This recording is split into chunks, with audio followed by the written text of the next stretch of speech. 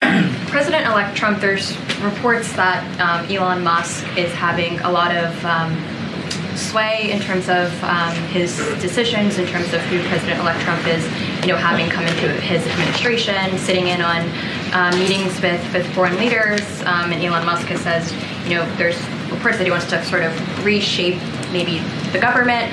Is President Biden concerned at all over Elon Musk's influence over President-elect Trump and potentially what that could look like for the country?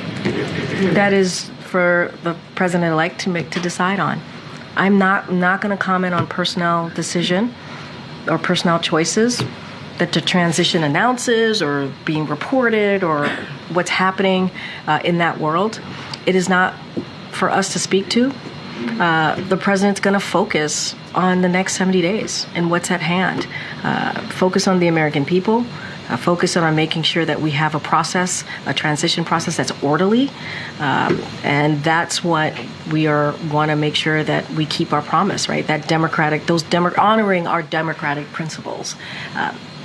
What the president-elect does and speaks who he speaks to and how he wants to think and envision his administration, that's up to him. President Trump has promised to launch the largest deportation in American history when he becomes president. Are there steps that President Biden is taking in the next 70 days to try to protect certain populations in the United States from deportation? Does he want to extend parole or take other steps that would protect people from that deportation program?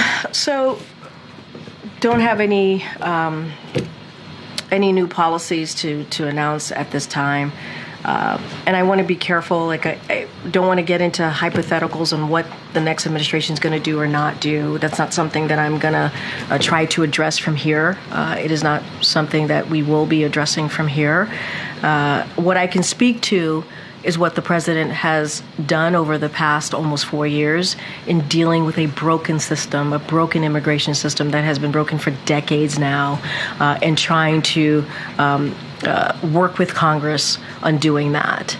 And as you know, there was a bipartisan deal that came about from the Senate that Republicans and Democrats, obviously bipartisan, as I just stated, worked on. And we, of course, would love to see that go through. We would love to see that happen. The president was ready to go, and Republicans were told not to move forward because it would help Joe Biden, which is really unfortunate because it would have dealt with this broken system that we have, and it would have dealt with the challenges that the Border Patrol agents were facing at the border. That is something that would be great to get done. But I'm beyond that. I don't have anything to share beyond that.